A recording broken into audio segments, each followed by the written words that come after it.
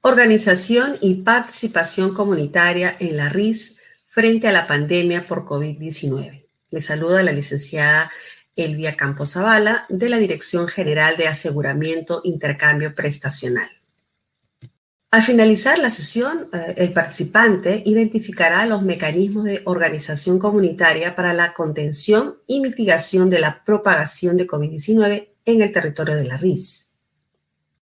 El contenido que vamos a compartir en esta ocasión comprende determinantes sociales de la salud en contexto de pandemia, vulnerabilidad social en salud y grupos vulnerables, pautas de organización y participación comunitaria y difusión de prácticas saludables.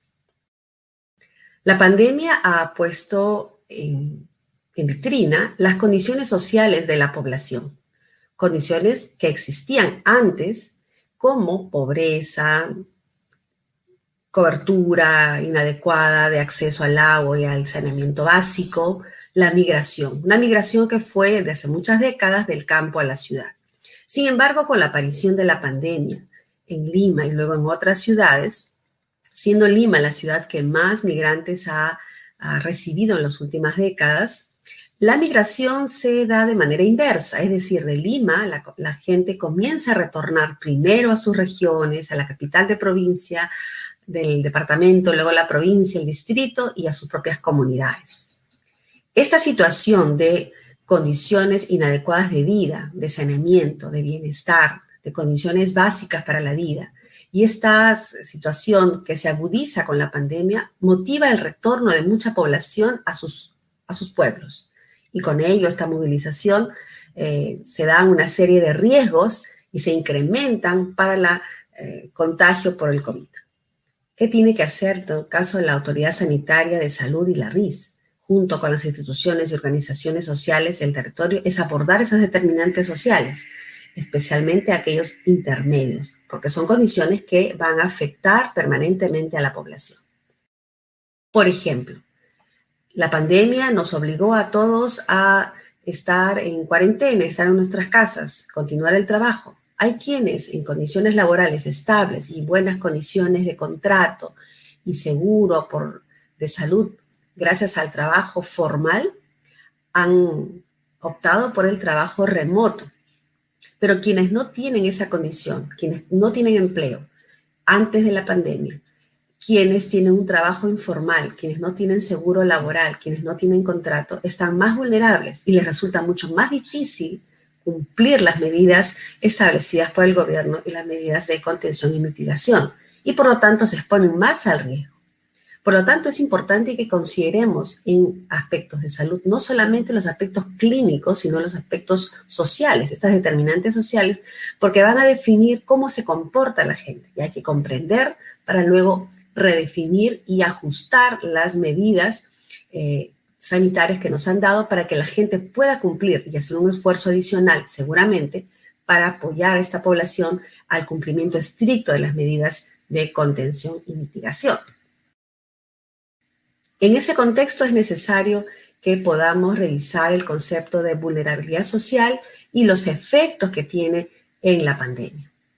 Por un lado tenemos al lado izquierdo las inequidades estructurales que ya existían antes de la pandemia. Es decir, decimos pobreza, desempleo, bajos ingresos, trabajo informal, pobre porcentaje de vivienda, no tener acceso a internet, no tener acceso a luz eléctrica, etc.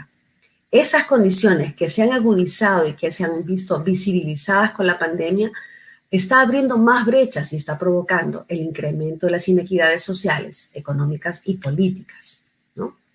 Por otro lado, la población que vive en situación de vulnerabilidad social tiene mayores barreras para implementar las medidas, por las causas que hemos mencionado.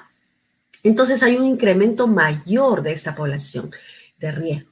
Su riesgo a la exposición al COVID es mucho mayor que el resto de la población en general, porque tienen serias dificultades para cumplir las medidas de salud pública que están siendo recomendadas. Asimismo, ante mayor magnitud de efectos adversos en el impacto de la salud, Por supuesto que las personas que son parte de este grupo vulnerable tienen una carga mayor de morbilidad y mortalidad por problemas que no son COVID. ¿Por qué? Porque han dejado de asistir a sus controles, no tienen acceso al medicamento, tienen otras urgencias del día a día y las enfermedades que ya tenían las impactan mucho más y obviamente complica la adherencia al cumplimiento de las medidas que están siendo difundidas. Finalmente, tenemos que hay una mayor prevalencia de factores de riesgo y comorbilidades como enfermedades no transmisibles o que tienen, por ejemplo, obesidad. Y eso hace que haya un incremento de la mortalidad por gravedad por daños de COVID. ¿Quiénes son esos grupos sociales vulnerables a quienes deberíamos poner foco especialmente? En la red integrada de salud en la cual vengo trabajando, nosotros vamos a mirar a toda la población, pero el enfoque de equidad me hace que tenga que mirar con más precisión a los grupos sociales vulnerables. Aquí tenemos a las personas adultas mayores, hombres y mujeres, a las personas que viven en condición de discapacidad porque tienen dificultades para acceder a los servicios de salud, a los grupos étnicos, amazónicos, andinos, afrodescendientes. Hay un poco más de 25% de la población peruana que se autodefine como una comunidad indígena. Por lo tanto, hay que identificar estas comunidades en nuestros territorios. Entonces, estos grupos sociales vulnerables son grupos específicos que requieren mayor atención porque están viviendo una situación de restricción de oportunidades, tanto como persona, tanto como familias enteras y comunidades en conjunto, que tienen menos recursos para enfrentar el impacto de la pandemia por COVID-19. Asimismo, en este grupo de vulnerabilidad tenemos a los migrantes. El Perú ha recibido un poco más de 1 millón de personas migrantes del extranjero en los últimos tiempos. Y no solamente migrantes, sino personas que viven en condición de refugio y están en condiciones que requieren mayor atención, mayor cuidado y hay que mapearlas. Por otro lado, tenemos a las personas que tienen problemas de salud mental, que debemos ofrecer un seguimiento más estrecho porque ante la atención laboral, ante la atención de salud, ante las condiciones de pérdidas de familiares, tiene menos recursos para poder superar esos efectos de la pandemia. Cabe precisar que el Instituto Nacional de Estadística e Informática ha determinado en el estudio de Perú condiciones de vida de poblaciones en riesgo, ha determinado que hay hasta 15 grupos sociales vulnerables, incluyendo los niños y niñas que trabajan, que en esta situación de pandemia están más expuestos. Bien, ¿qué dice la norma técnica 160 sobre adecuación de la organización de los servicios de salud? Nos da algunas pautas de organización y participación comunitaria que debemos tomar en cuenta. Primeramente, la población, la comunidad, de forma natural en su organización social, siempre participa de manera activa en acciones de salud. Pero en condiciones de pandemia, seguramente muchas de estas organizaciones y sus miembros han estado afectados. Sin embargo, hay que establecer puentes de contacto, apoyarlos a que se puedan fortalecer y participen, sigan participando en manera activa en la vigilancia comunitaria de la población en riesgo. ¿Qué mejor que ellos que están cercanos a su comunidad para identificar qué personas son las que requieren un poco más de apoyo y que son un puente de comunicación con el personal de salud? Hay que trabajar en la capacitación de los agentes comunitarios en salud con los agentes de medicina tradicional para la promoción de prácticas saludables. Ejemplo concreto es, por ejemplo, en el Cusco han realizado un plan de activación del sistema de vigilancia comunitaria en el marco del control de coronavirus. Y tienen un plan trabajado con la dirección regional y sus agentes comunitarios para fortalecer y expandir, tener más brazos de efecto multiplicador con los agentes comunitarios para llegar más rápidamente con mensajes preventivos y de promoción a la población en su conjunto. Asimismo, en estas pautas de organización es importante que consideremos estos espacios de coordinación, espacios de articulación. En las comunidades existen instancias de articulación local o comités multisectoriales que ya están conformados, liderados por el señor alcalde o la señora alcaldesa, integran diferentes representantes de ministerios que están presentes en el distrito, en la RIS, ¿no? Por ejemplo, al lado izquierdo podemos ver funcionarios de diferentes instituciones, pero que están agrupados, tienen un objetivo común y es necesario seguir tomando decisiones y consensos en esos espacios porque las decisiones se trabajan en forma de redes y se pueden cumplir más rápidamente. Por otro lado, hay que considerar que se vienen conformando comandos indígenas. Estos comandos indígenas liderados por el APU, que es el máximo representante de una comunidad, es la persona, es el líder que al recomendar la práctica de prácticas saludables, las medidas de prevención en la comunidad, las personas van a seguir esa recomendación. Entonces hay que considerar que también debemos tener contacto con estos comandos para darles de primera fuente información fidedigna de cuáles son las medidas o los cambios que se dan en las medidas para poder apoyar la prevención en las comunidades indígenas. Asimismo, los agentes comunitarios son personas, líderes comunales que trabajan de manera conjunta con las autoridades locales y están capacitados y hay que volverlos a capacitar en temas de COVID. Deben manejar la misma información, la información técnica, la formación basada en evidencia que el personal de salud le va a brindar para que sean este efecto multiplicador. Por otro lado, si bien los agentes comunitarios capacitados nos ayudan en este esfuerzo, también en esa comunicación que ellos tienen con sus familias de su comunidad, van a detectar algunos riesgos y ellos van a comunicar al personal de salud la presencia de esos riesgos que están en las familias y en las comunidades y organizan la referencia comunal para que el personal de salud pueda prestar prioridad a esos casos.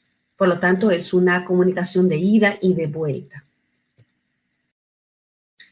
Asimismo, es importante que la promoción de esas prácticas saludables que nosotros vamos a difundir en los comités de instancias de articulación, en los comandos COVID, en la organización comunal que tengamos presente de que tenemos que utilizar los medios de comunicación, los espacios físicos o unidades móviles que existen en la comunidad, las redes sociales o la teleorientación.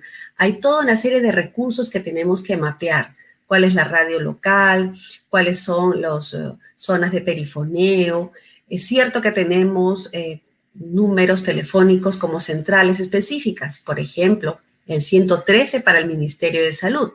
Sin embargo, pueden haber números específicos para cada región o para cada establecimiento de salud que tenemos que comunicarlo a toda la población para que puedan hacer sus consultas, para que puedan pedir citas, para que puedan tener información adicional. Sin embargo, hay que precisar que en las zonas rurales los mensajes tienen que tener pertinencia cultural. Se deben emitir en el idioma local y deben respetar las prácticas y las formas que suelen transmitir sus mensajes las comunidades indígenas.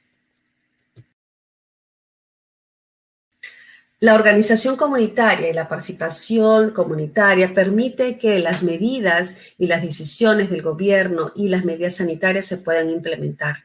Entonces, la comunidad organizada participa en la implementación de estos sistemas de detección de casos, avisa a la comunidad, ¿no? Hace difusión de que hay un punto de atención, cuáles son los servicios que se dan, los horarios, que se atienden casos sospechosos, cuáles son los puntos que se van abriendo paulatinamente en los parques y en los espacios públicos, ¿no? Para que se puedan ampliar la cobertura de que más familias puedan acceder a estos puntos de atención. Sin embargo, se siguen respetando las medidas de distanciamiento social y se evita la aglomeración en bancos, mercados y farmacias. Igualmente, la relación de coordinación que existen con los gobiernos locales es importante para difundir que en esta ocasión los mercados se vienen fortaleciendo con prácticas de mejora en la higiene y hacinamiento de la población, facilitando el acceso a las instalaciones temporales, albergues, estadios, entre otros, ¿no? De tal manera que se evita la propagación de infección. y entonces se siguen los agentes comunitarios, la comunidad organizada sigue difundiendo que estos espacios públicos están cumpliendo las medidas y que se deben seguir cumpliendo las medidas fuera de los mercados, por ejemplo, como también dentro de los mercados que se están adaptando. Los gobiernos locales son un aliado estratégico para implementar, por ejemplo, medidas de organización en los mercados de abastos a nivel local, ¿no? Proveen productos a bajos precios, pero respetando siempre el distanciamiento social, reduciendo al 50% el aforo, ¿no? Haciendo prácticas de promoción de lavado de manos y utilizando la mascarilla, haciendo limpieza y desinfección permanente, así como el manejo de residuos sólidos. Y eso uno también como autoridad, como RIS, hay que supervisar y seguir brindando recomendaciones a las personas o funcionarios de la municipalidad que realizan este tipo de actividades. Bien, les ofrecemos entonces estas dos normas que pueden servir como bibliografía para que ustedes puedan revisar y documentarse. Eso es todo por ahora. Muchas gracias.